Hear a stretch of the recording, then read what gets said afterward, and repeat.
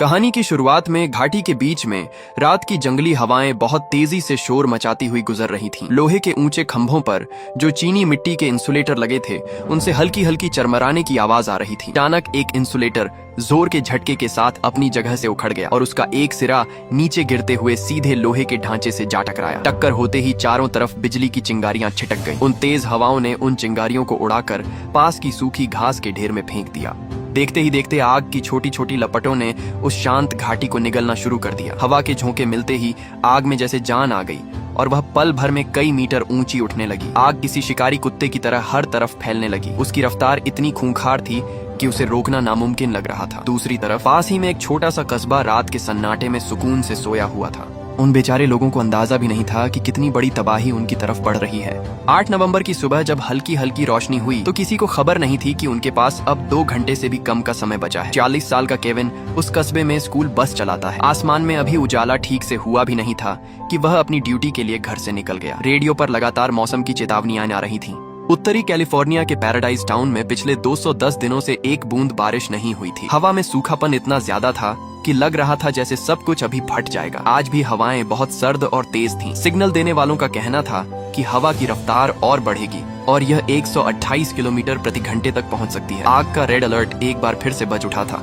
हवा में धुएं का एक छोटा सा कण या एक छोटी सी चिंगारी भी महाविनाश का कारण बन सकती थी। निवासियों को हिदायत दी गई थी कि आग दिखते ही तुरंत पुलिस को फोन करें, लेकिन ज्यादातर लोगों के मन में यह बस एक और सामान्य चेतावनी जैसा ही था जिससे वे अब तक वाकिफ हो चुके थे।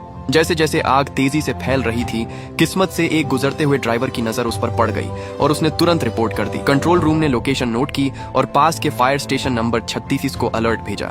फायर फाइटर्स उस समय स्टेशन पर बैठकर अपना नाश्ता कर रहे थे। जैसे ही सायरन बजा वे सब छोड़ छाड़ कर निकले और अपनी दमक्कल की गाड़ियों के साथ आग वाली जगह की ओर दौड़ पड़े। जब वे मौके के करीब पहुंचे तो मंजर उनकी उम्मीद से कहीं ज्यादा भयानक था। तेज पूर्वी हवाओं ने आग की लपटों को घाटी की गहराई तक धकेल दिया था। आग अब सैकड़ों एकड़ में फैल चुकी थी। टीम के लीडर ने आदेश दिया कि उस तरफ की पतली सड़क से अंदर घुसते हैं। रास्ता बहुत छोटा था पर उन्होंने जोखिम लेने का फैसला किया। दमकल की बड़ी गाड़ी उस संकरी सड़क पर बड़ी मुश्किल से समा पा रही थी। टीम के एक साथी ने चेतावनी दी कि अगर आग ने अपनी दिशा बदली और हम पर हमला किया तो पीछे हटने का कोई रास्ता नहीं बचेगा। लेकिन लीडर ने दांत भींचकर कहा कि थोड़ा और करीब चलते हैं, शायद आग बुझाने का कोई मौका मिल जाए। पर आग का तांडव बढ़ता ही जा रहा था। टीम के बाकी लोगों को शक होने लगा और सबने एक सुर में कहा कि यह रास्ता आगे नहीं जाता। आखिरकार लीडर ने गाड़ी वापस मोड़ने और आग पर हमला करने के लिए कोई नया पॉइंट ढूंढने का फैसला किया।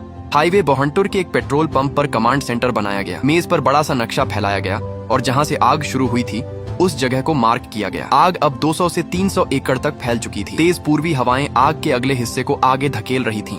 घाटी की बनावट ऐसी थी कि आग पूरी तरह बेकाबू हो रही थी। कमांडर ने और मदद मांगी और बताया कि एक स्पेशल टीम रास्ते में है। फिर चर्चा पास की बस्तियों पर होने लगी। आग से 1.5 किलोमीटर दूर एक पुराना खदान वाला कस्बा था जहां अब कोई नहीं रहता था। लेकिन दूसरी तरफ कोकोव नाम की एक छोटी बस्ती थी जो भारी खतरे में थी। वहां लकड़ियों के घरों और ट्रेलरों में करीब 800 लोग रह रहे थे। कमांडर ने तुरंत वहां से निकलने की चेतावनी जारी करने का हुक्म दिया। इसके बाद उन्होंने पैराडाइज टाउन के बारे में पूछा। साथियों ने बताया कि पैराडाइज टाउन घाटी के दूसरी तरफ है जिसकी आबादी 27,000 है और वह यहाँ से 13 किलोमीटर दूर है, इसलिए फिलहाल वहाँ कोई खतरा नहीं है। तभी वायरलेस पर एक और खबर आई। किसी ने रिपोर्ट दी थी कि उसी इलाके में एक दूसरी जगह भी आग लग गई है। यह जगह शायद कोकोव के उत्तरी किनारे वाली सड़क के पास थी। पूरे इलाके में इतना धुआं भर गया था कि कुछ दिख नहीं रहा था और तेज हवा के कारण निगरानी वाले कैमरे भी टूट चुके थे। ये पक्का करना मुश्किल था कि नई आग सच में लगी है या नहीं। सामने खड़े फायर फाइटर्स ने भारी मन से कहा कि शायद उड़ती हुई चिंगारियों ने इतनी दूर जाकर नई आग लगा दी है। अगर 5 किलोमीटर दूर ऐसी आग लगी है तो ये बहुत बड़ी मुसीबत है। तभी बिजली कंपनी ने रिपोर्ट दी कि कोकोव इलाके में 10 मिनट पहले पावर कट हुआ है और बिजली की लाइनें गिर गई हैं। इसका सीधा मतलब था कि नई आग का कारण बिजली के गिरे हुए तार ही हैं। कमांडर का चेहरा गुस्से से लाल हो गया। उन्होंने बिजली कंपनी के अधिकारियों को बुरी तरह फटकारा कि जब रेड अलर्ट जारी हुआ था तो उन्होंने सप्लाई पहले ही क्यों नहीं काटी। अब आग हाथ से निकल चुकी थी और हर एक तार जो खंभे से लटका था वह नई आग का कारण बन सकता था। बिजली कंपनी के लोग बहाने बनाने लगे कि वे सब स्टेशन बंद कर रहे हैं और किसी को खंभा ठीक करने भेज रहे हैं। लेकिन आग की लपटें इतनी विकराल हो चुकी थीं कि कमांडर ने चिल्लाकर आदेश दिया, अभी के अभी सारी लाइनें काट दो। दूसरी तरफ केविन अपनी स्कूल बस को लेकर क्लिफ्टन रोड पर चल रहा था और एक एक करके बच्चों को पिक कर रहा था। वह रोज की तरह बस में अनुशासन बनाए रखने की कोशिश कर रहा था। उसकी बस की सर्विसिंग की तारीख 3000 मील पहले ही निकल चुकी थी पर केविन इसे लगातार टाल रहा था। उसके बॉस रूबी ने उसे कई बार टोका था, पर वह हमेशा कोई न कोई बहाना बना देता। तभी केविन का फोन बजा। उसकी माँ बहुत घबराई हुई थी। घर पर बच्चा उल्टियां कर रहा था और उसकी तबीयत बिगड़ रही थी। माँ ने परेशान होकर कहा कि उन्हें थर्मामीटर नहीं मिल रहा है। केविन ने कहा कि शायद वह फर्स्ट एड किट में हो या सिंक के नीचे। उसने कहा कि उसे अभी पेट्रोल भरवाना है और वह थोड़ी देर में फोन करेगा। पेट्रोल पंप पर गाड़ियों की लंबी लाइन थी। केविन बेचैनी में स्टीयरिंग पर हाथ मार रहा था कि काश आगे वाली गाड़ियां जल्दी निकलें। तभी फोन फिर बजा। माँ ने बताया कि थर्मामीटर मिल गया है और बच्चे को 29 डिग्री सेल्सियस बुखार है। केविन ने कहा कि बच्चे को खूब पानी पिलाओ और वह शाम 4 बजे दवा लेकर आएगा। तभी ऑफिस के वॉकी टॉकी पर रूबी की आवाज आई। उसने केविन को तुरंत बस गैरेज लाने को कहा ताकि उसकी मरम्मत हो सके, वरना दोपहर की शिफ्ट नहीं मिलेगी। केविन ने अपनी पारिवारिक समस्या बताने की कोशिश की, पर रूबी ने एक नहीं सुनी और तुरंत वापस आने का हुक्म दिया। किसी तरह केविन दवाई की दुकान पर गया। फार्मासिस्ट ने पूछा कि बच्चा कितने साल का है और उसे कोई एलर्जी तो नहीं है। केविन थोड़ा हिचकिचाया और बोला कि शायद 15 साल का है और उसे कोई एलर्जी नहीं है। दवा लेकर उसने पैसे दिए और छुट्टा लेने का भी इंतजार नहीं किया। वह बस जल्दी घर पहुंचना चाहता था।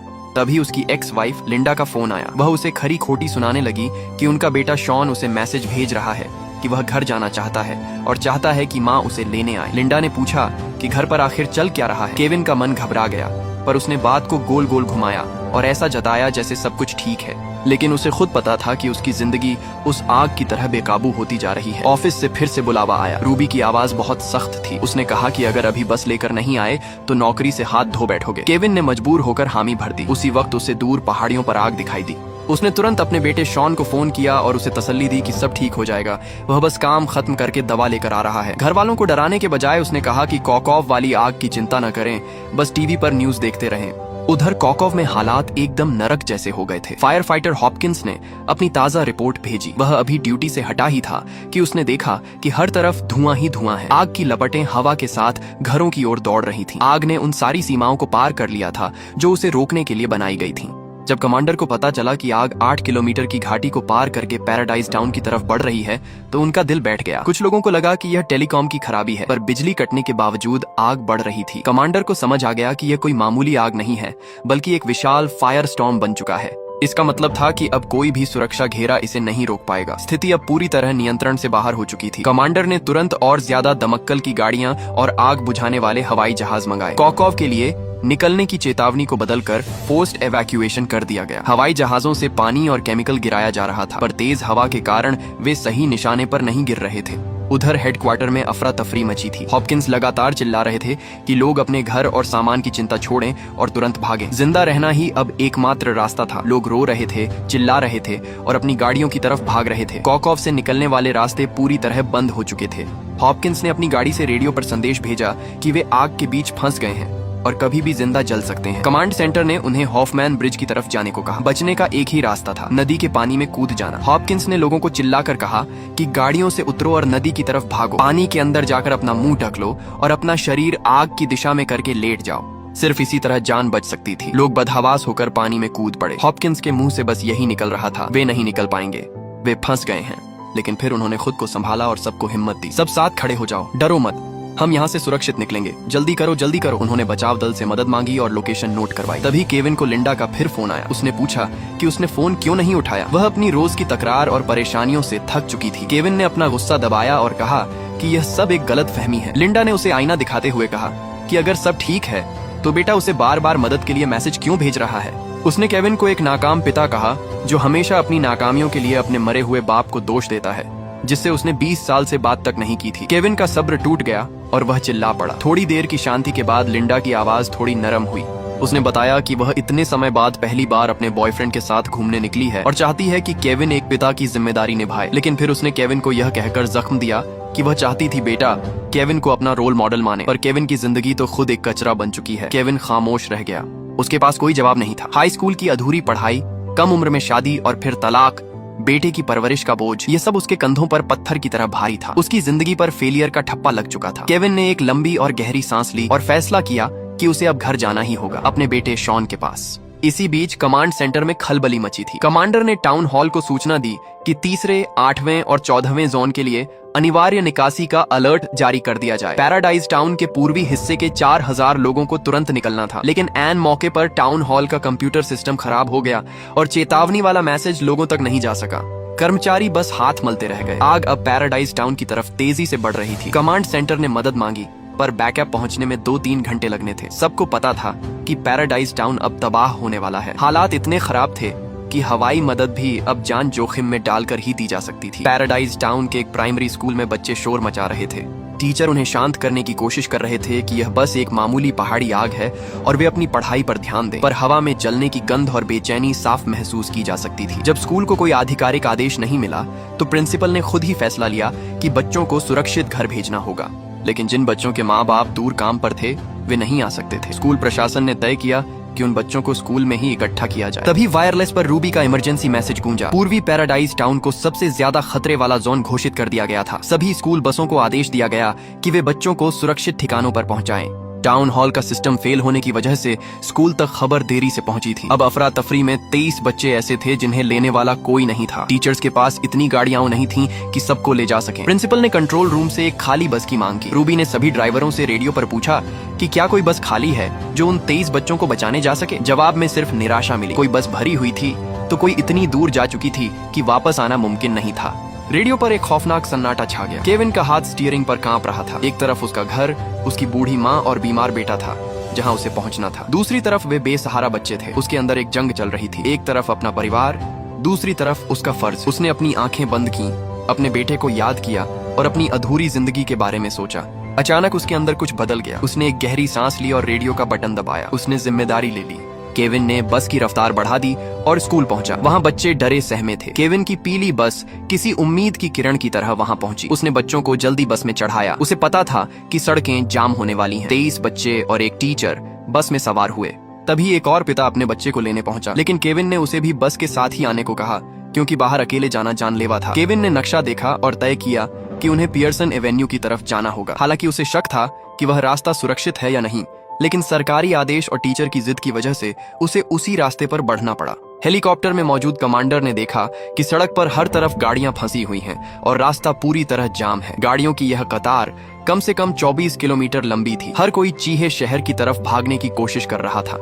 आखिरकार कमांडर ने आदेश दिया कि पूरे कस्बे को तुरंत जबरन खाली कराया जाए और यह आदेश बिना किसी अपवाद के सभी इलाकों में तुरंत लागू कर दिया गया। वहां मौजूद अधिकारियों ने तुरंत इस पर आपत्ति जताई और कहा कि इतने बड़े पैमाने पर लोगों के भागने से भगदड़ और अफरा तफरी मच जाएगी। अगर 26,000 लोग एक साथ निकलेंगे तो सारी सड़कें पूरी तरह ब्लॉक हो जाएंगी और फिर फायर ब्रिगेड की गाड़ियां और बचाव दल कस्बे के अंदर नहीं जा पाएंगे।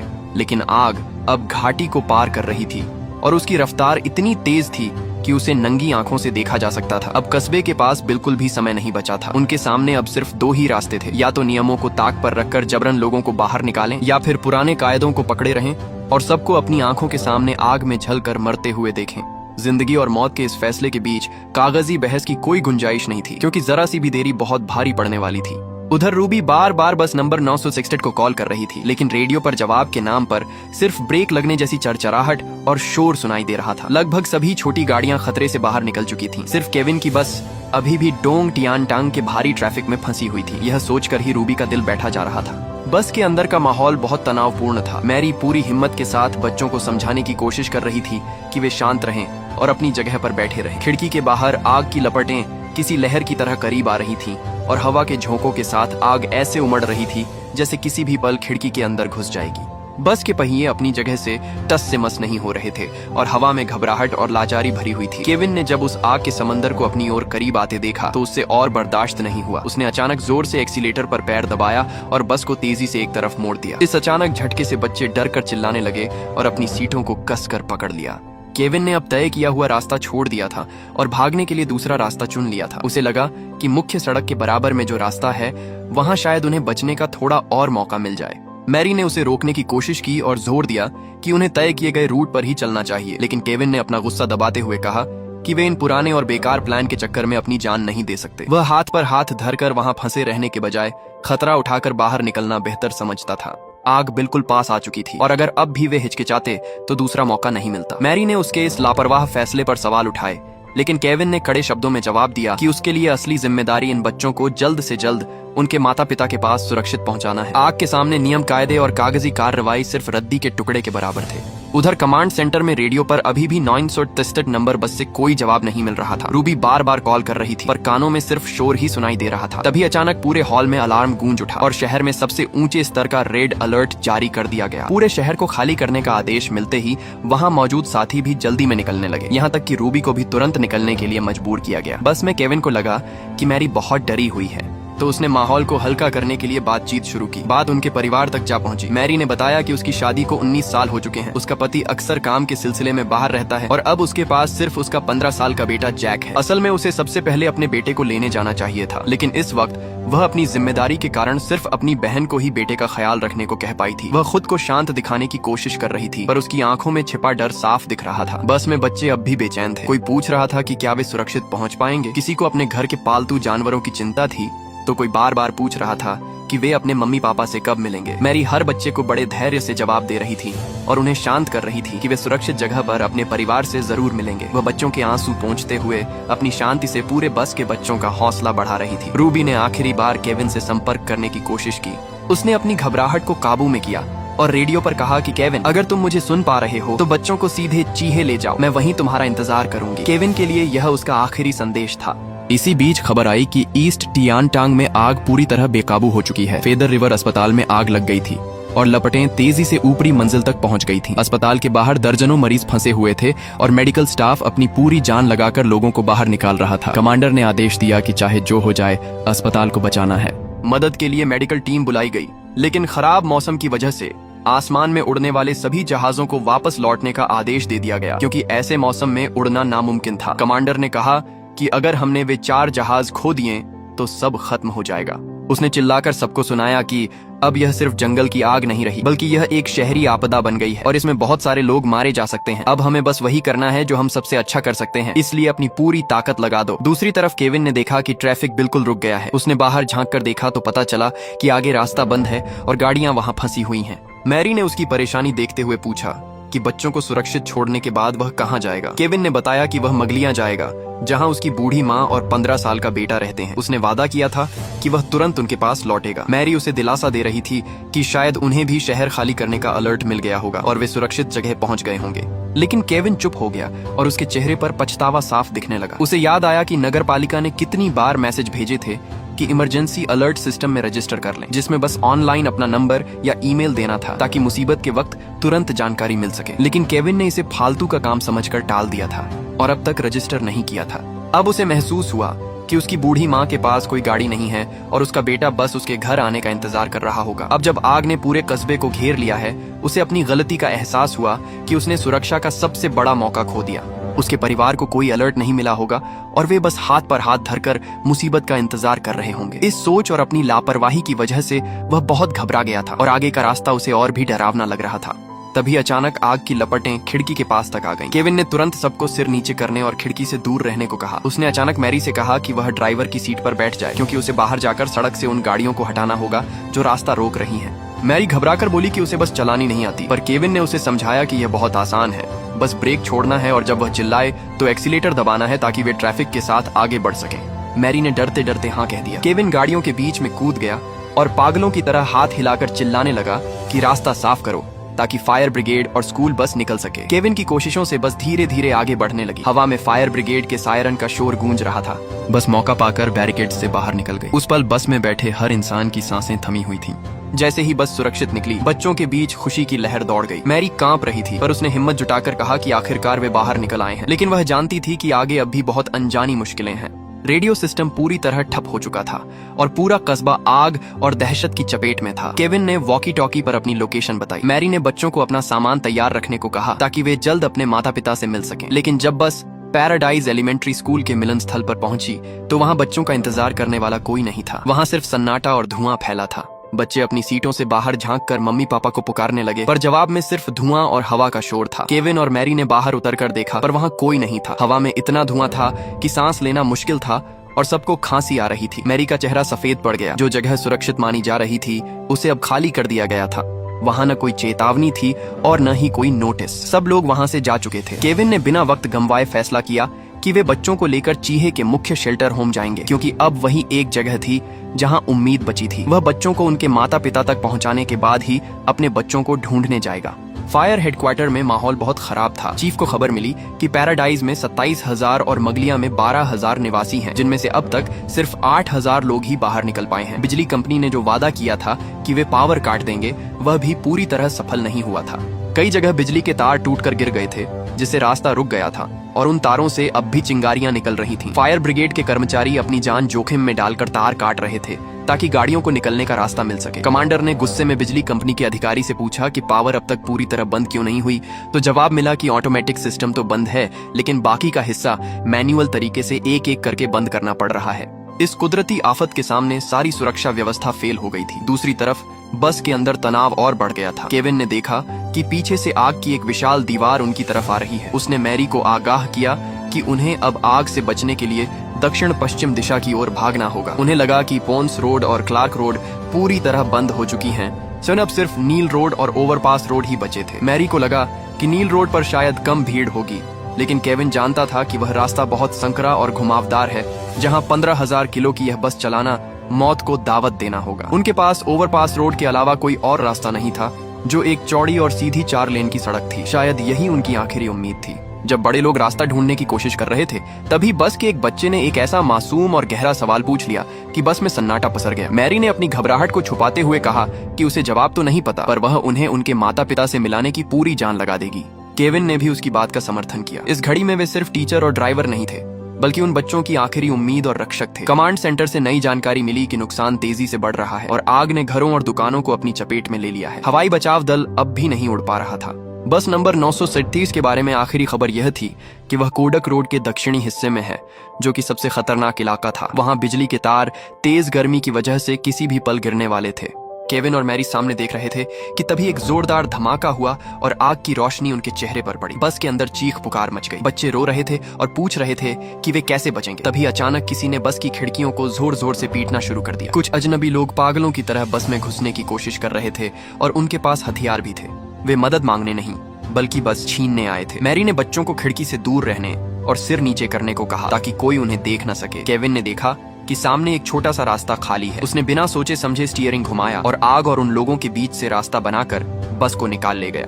केविन ने रास्ता बदला क्योंकि ओवरपास रोड अब पूरी तरह जाम हो चुका था। अब नील रोड ही उनकी आखिरी उम्मीद थी, भले ही वह रास्ता बहुत संकरा था। तभी बस के अंदर चीखें गूंज उठी क्योंकि एसी के जरिए काला और जहरीला धुआं अंदर आने लगा था। बच्चों को खांसी होने लगी। मैरी ने तुरंत केविन से कहा कि एसी बंद कर दे। केविन ने एसी बंद कर दिया ताकि और धुआं अंदर न आए, भले ही इससे बस के अंदर गर्मी बहुत बढ़ने वाली थी। केविन ने धीरे से कहा कि वे अब धुएं के गुब्बार के बिल्कुल बीच में हैं और कुछ भी दिखाई नहीं दे रहा है। केविन ने पहले यहाँ काम किया था, इसलिए उसे एक गुप्त छोटे रास्ते का पता था जो रॉय रोड से होते हुए नील एवेन्यू तक जाता था। शायद यही उनकी जिंदगी का आखिरी रास्ता था। केविन धुएं के बीच रास्ता ढूंढने की कोशिश कर रहा था। बच्चों के रोने की आवाजें और धुएं की गंध हवा में मिली हुई थी। उधर रूबी घबराए हुए माता पिता के बीच खड़े थी। उसने बताया कि वह स्कूल का ट्रांसपोर्ट हेड है और बच्चे बस से निकल चुके हैं, लेकिन आग ने फोन और रेडियो नेटवर्क खराब कर दिया है, जिससे उनका संपर्क टूट गया है। रूबी ने बताया कि बसें शायद ईस्ट पैराडाइज के पास हैं, जो इलाका अब भी जल रहा है। उसने लोगों को शांत किया कि पुलिस और फायर ब्रिगेड उनकी तलाश कर रही है और उनके साथ मैरी और केविन जैसे बहादुर लोग हैं। जब लोगों ने ड्राइवर केविन का नाम सुना तो वे घबरा गए क्योंकि वह नया था, लेकिन रूबी ने जोर देकर कहा कि केविन एक बहुत नेक और भरोसेमंद इंसान है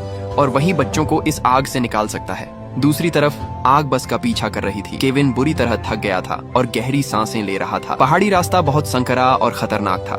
एक तरफ चट्टाने और दूसरी तरफ खाई। बच्चे डर के मारे एक दूसरे से चिपक गए थे। मैरी उन्हें हिम्मत दे रही थी कि अगर वे डटे रहे तो इस आग के समंदर से बाहर निकल जाएंगे। यह आग चारों तरफ फैली हुई थी और हवा के साथ और तेज हो रही थी। रास्ते बहुत संकरे थे और इमारतों में आग लगी हुई थी। उनके पास अब कोई बाहरी मदद नहीं बची थी। जो लोग भी वहां फंसे थे, उन्हें खुद ही अपनी जान बचाकर इस नरक से बाहर निकलना था। उनके पास कोई साधन नहीं बचा था, बिल्कुल कोई साधन नहीं। अचानक सामने लोगों का एक झुंड दिखाई दिया जो अजीब तरह से आग की दिशा में ही भागे जा रहे थे। उन्होंने भागकर बचने का रास्ता नहीं चुना, बल्कि वे सीधे आग की लपोटों की ओर जा रहे थे। बच्चे यह देखकर और भी ज्यादा घबरा गए और उन्हें समझ नहीं आया कि ये लोग मौत की गहराई में क्यों जा रहे हैं। जब एक राहगीर से इसके बारे में पूछा गया तो पता चला कि आगे वाला ट्रेलर कैंप पहले ही आग का समंदर बन चुका है। वहां हर तरफ भीषण आग लगी है और बाहर निकलने का कोई रास्ता नहीं बचा है। केविन ने एक गहरी सांस ली और तय किया कि वो खुद नीचे उतरकर आगे के हालात देखेगा। उसे पक्का करना था कि क्या पहाड़ियों के किनारों से कोई रास्ता निकाला जा सकता है, और साथ ही वो इस बात के लिए भी तैयार रहना चाहता था कि अगर जरूरत पड़ी तो बच्चों के साथ बस छोड़कर पैदल भागना पड़ेगा। मैरी ने अपने अंदर की घबराहट को दबाया और बस के गलियारे में खड़ी होकर बहुत ही शांत आवाज में सबको दिलासा देने लगी।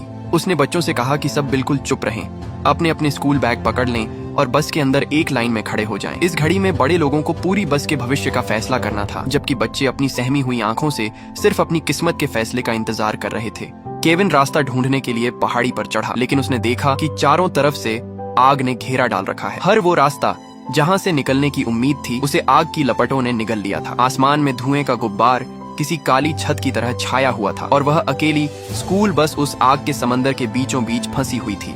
केविन बस में वापस आया और मैरी से कहा कि उन्हें बस के अंदर ही रहना होगा, क्योंकि हर तरफ आग है, वे पूरी तरह घिर चुके हैं और पीछे हटने का कोई रास्ता नहीं है। मैरी ने नक्शा फैलाया और जान बचाने का कोई नया रास्ता ढूंढने की कोशिश की। मैरी चिल्लाई, हमें यहीं रुकना होगा, हमें यहीं रुकना होगा, हमें यहीं रुकना होगा। केविन ने कहा, नहीं नहीं नहीं, हम सड़क पर उतर सकते हैं, दूसरे लोग भी सड़क पर जा रहे हैं, हम सड़क पर जाने की कोशिश कर सकते हैं। मैरी लगभग टूट चुकी थी, उसकी आवाज कांप रही थी। नहीं, यह मुमकिन नहीं है, हम यहाँ 2 मिनट भी नहीं रुक सकते, नामुमकिन है, हम यहाँ 2 मिनट भी नहीं रह पाएंगे। मैरी की आवाज लगभग पूरी तरह टूट चुकी थी। वह यह मानने को तैयार नहीं थी कि उन्हें बस वहीं रुके रहना चाहिए। आग से घिरे उस सुनसान रास्ते पर खड़े रहने का मतलब था बच्चों को मौत के हवाले कर देना। उसने केविन से बार बार पूछा कि अगर आग बस तक आ गई तो वे क्या करेंगे। केविन के पास भी कोई जवाब नहीं था। उसने बस यही दोहराया कि यही इकलौती जगह है जहां उसने 30 सेकंड की शांति देखी है। आग से घिरे इस छोटे से टुकड़े पर वे कम से कम कुछ मिनट और जिंदा रह सकते थे। मैरी की आवाज कांप रही थी और वह लगभग रोते हुए उसकी बात मान गई। उसने खुद को संभालने की कोशिश की, पर उसकी सिसकियां नहीं रुक रही थीं। बस के अंदर की हवा भारी और गाढ़ी होती जा रही थी। धुआं खिड़कियों की दरारों और वेंटिलेशन के रास्तों से अंदर घुसने लगा था। केविन की घबराहट अपनी चरम सीमा पर थी। उसने धीमी और तेज आवाज में मैरी को पुकारा और कहा कि उन्हें समय जीतना होगा, चाहे वह थोड़ा सा ही क्यों ना हो। दोनों ने मिलकर काम करना शुरू किया। केविन ने टेप से वेंटिलेशन के छेदों को बंद किया, जबकि मैरी ने बच्चों के लिए कपड़े के टुकड़ों से साधारण फिल्टर मास्क बनाए। हर कपड़े को कीमती पानी से भिगोया गया था। इसी बीच बाहर कंट्रोल सेंटर से खतरे की चेतावनी आई। फायर हाइड्रेंट में पानी का दबाव खत्म हो चुका था और पानी की सप्लाई ठप हो रही थी। अब आग को रोकना नामुमकिन था। वे अपनी आंखों से इस तबाही को बढ़ते हुए देख रहे थे, लेकिन उनके पास कोई संसाधन नहीं बचा था। इसके बाद की रिपोर्ट और भी दिल दहला देने वाली थी। खबर आई कि बहुत से लोग अपनी गाड़ियों के अंदर ही फंसकर मर चुके हैं और आग ने उन्हें जिंदा निगल लिया है। दर्दनाक मौत का सिलसिला तेजी से फैल रहा था। कमांडर ने ठंडे दिमाग से आखिरी आदेश दिया, अब आग बुझाने की कोशिश छोड़ दो, अपनी पूरी ताकत सिर्फ लोगों की जान बचाने में लगाओ, क्योंकि इस आग को अब काबू नहीं किया जा सकता। अब सिर्फ इतना किया जा सकता है कि ज्यादा से ज्यादा लोगों को बचाया जाए। बस के अंदर खिड़कियां और बस की दीवारें इतनी गर्म हो गई थीं कि जैसे तंदूर हो। ऐसा लग रहा था कि पानी भी आग पकड़ लेगा। केविन और मैरी ने एक दूसरे की तरफ देखा। दोनों जानते थे कि यह स्कूल बस अब भट्टी में फंसे लोहे के डिब्बे जैसी बन गई है। वे बारी बारी से बच्चों के पास गए और उन्हें चेतावनी दी कि बस की दीवारों को न छुएं और अपने हाथ पैर गलियारे के बीच में ही रखें। हमारे पास समय नहीं है, हम उन्हें ऐसे बातें नहीं करने दे सकते। उसी समय कंट्रोल सेंटर में एक इमरजेंसी प्रेस कॉन्फ्रेंस हो रही थी। फायर चीफ ने मीडिया को बताया कि आग सुबह 6:30 बजे पुरगा ब्रिज के पास शुरू हुई थी। सिर्फ 2 घंटों में आग ने सारी सुरक्षा रेखाओं को तोड़ दिया और सुबह 8:30 बजे पैराडाइज टाउन पर हमला कर दिया। चीफ ने ईमानदारी से माना कि उन्होंने अपनी पूरी ताकत लगा दी, फिर भी आग को फैलने से नहीं रोक पाए। कुछ मिनट पहले ही उन्हें मजबूरन आदेश देना पड़ा कि आग बुझाने का काम बंद कर दिया जाए और सारा ध्यान जान बचाने पर लगाया जाए। हालांकि इस वक्त हजारों लोग अब भी फंसे हुए थे। कुछ हार मान चुके थे तो कुछ अपनी जगह डटे थे। उनकी बातों में लाचारी साफ झलक रही थी। पूरा समुदाय अकेला इस भयानक आग का सामना कर रहा था। उसी दौरान बस के अंदर मैरी ने अपने मन की बात कहनी शुरू की। उसने बताया कि वह लगभग पूरी जिंदगी पैराडाइज टाउन से बाहर नहीं गई। बस जवानी में 2 हफ्ते के लिए एक दोस्त के फार्म हाउस गई थी और पति के साथ एक छोटा सा वीकेंड सैन फ्रांसिस्को में बिताया था। उसे लगा था कि अगर वो यहीं रहकर नियमों का पालन करेगी तो कुछ भी बुरा नहीं होगा।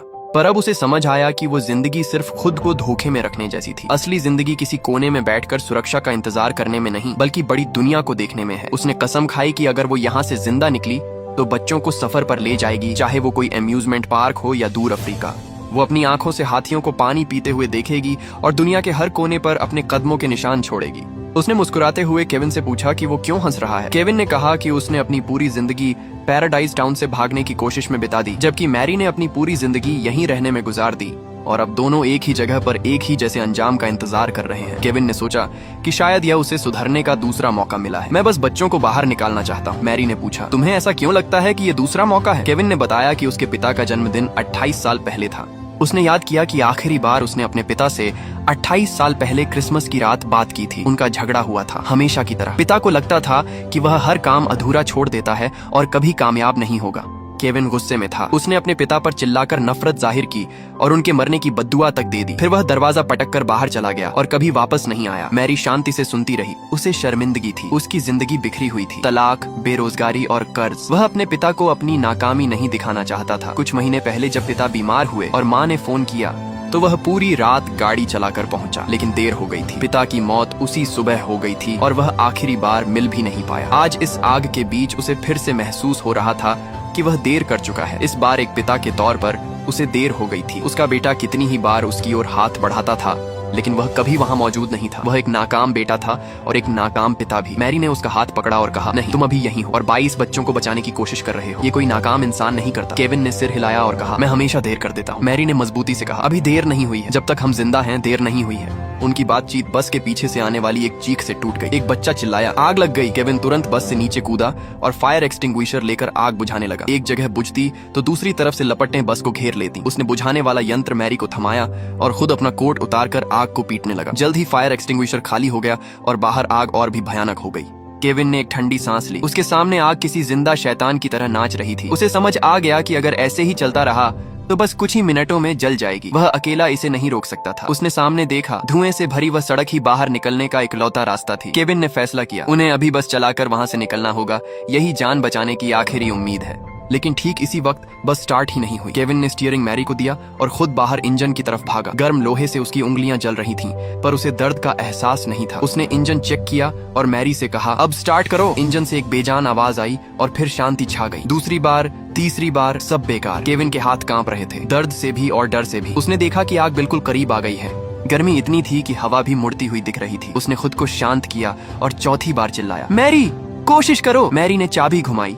इंजन थोड़ा कूं कूं किया और फिर दहाड़ मारते हुए चालू हो गया। केविन की आंखों में लगभग आंसू थे। वह उछलकर ड्राइवर की सीट पर बैठा, रेस दी और बस को सीधे उस जलती हुई दुनिया में झोंक दिया। बस की खिड़कियों के कांच गर्मी से चटकने लगे। बाहर पेड़ एक के बाद एक गिर रहे थे। आग की लपटें हवा के साथ बस की छत पर गिर रही थीं। बस के अंदर बच्चों के रोने और प्रार्थना करने की आवाजें गूंज रही थीं। केविन ने स्टीयरिंग को मजबूती से जकड़ रखा था। उसकी आंखों में बाहर की आग की चमक थी। उस पल उसे अपने पिता की आवाज सुनाई दी। अपनी जिंदगी की सारी गलतियां और देरी महसूस हुई और दिल से एक ही आवाज आई, इस बार देरी नहीं होनी चाहिए। इंजन ने एक जोरदार आवाज की और बस जलती हुई टहनियों को तोड़ती हुई आगे निकल गई। आग की दीवार को चीरकर वे धुएं के गुब्बार से बाहर निकले। बस के अंदर की चीखें अब सिसकियों में बदल गई थीं और फिर सन्नाटा छा गया। जब आग पीछे छूट गई तो बच्चों ने रोते हुए पूछा, क्या सब खत्म हो गया? मैरी ने आंसू पोंछते हुए कहा, तुम अब सुरक्षित हो। जब बस रिलीफ कैंप पहुंची तो वहां माता पिता का हुजूम उमड़ पड़ा। लोग अपने बच्चों के नाम पुकार रहे थे। कुछ खुशी से जमीन पर गिरकर रोने लगे। वह मंजर बेहद भावुक था। बच्चे एक एक करके बस से उतरे और अपने माँ बाप के गले लग गए। दूर खड़ी भीड़ तालियां बजा रही थी। ये उस चमत्कार के लिए था जो आग के समंदर को पार करके आया था। मैरी ने बस के अंदर केविन का शुक्रिया अदा किया। केविन ने सिर हिलाया।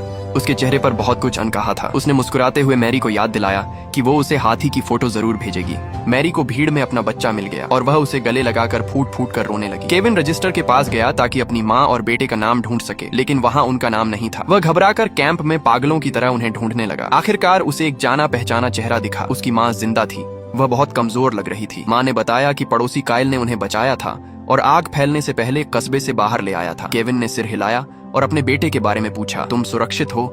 मैं अपनी पूरी कोशिश करूंगा, ठीक है? पैराडाइज टाउन की वह आग 17 दिनों तक जलती रही। जिन सड़कों को लोग जानते थे वहां अब सिर्फ जले हुए पेड़ और राख के ढेर बचे थे। हर तरफ जलने की बदबू थी। केविन अपने घर की जगह पर पहुंचा। घर अब सिर्फ एक ढांचा रह गया था। छत गायब थी और दीवारें गिरी हुई थी। उसने मलबे में ढूंढना शुरू किया और जली हुई लकड़ी और राख के नीचे से उसे एक फोटो फ्रेम मिला। कांच टूटा हुआ था। फ्रेम आधा जल चुका था, लेकिन अंदर की फोटो सलामत थी। उसकी और उसके बेटे शॉन की फोटो। केविन उस फोटो को हाथ में लिए मलबे के बीच चुपचाप खड़ा रहा। तभी उसे एक आवाज सुनाई दी। उसने मुड़कर देखा। लिंडा शॉन को लेकर वहां आई थी। केविन माफी मांगना चाहता था, बताना चाहता था कि उसने आने का वादा किया था और इस बार वह क्यों नहीं आ पाया। लेकिन उससे पहले ही शॉन आगे बढ़ा और उसने अपने पिता को गले लगा लिया। केविन वहीं खड़ा रह गया। हाथ में वही आधी जली फोटो थी। उसने अपने बेटे की पकड़ को महसूस किया। सालों बाद यह पहली बार था जब शॉन ने खुद उसे गले लगाया था। केविन ने अपनी आंखें बंद कर लीं। कोई आंसू नहीं बहा। उसकी सारी माफी और सारी सफाई उसी एक गले मिलने में दफन हो गई। इस आपदा ने 13,000 से ज्यादा घर जला दिए और 85 लोगों की जान ले ली। जांच में पता चला कि बिजली company Pacific gas and electric इस त्रासदी के लिए जिम्मेदार थी। उन पर 84 लोगों की हत्या का आरोप लगा। उन्होंने अपना जुर्म कबूला और 1300.5 अरब डॉलर का हर्जाना दिया। और ये कोई फिल्मी कहानी नहीं है, ये कैलिफोर्निया के पैराडाइज टाउन की एक सच्ची घटना है।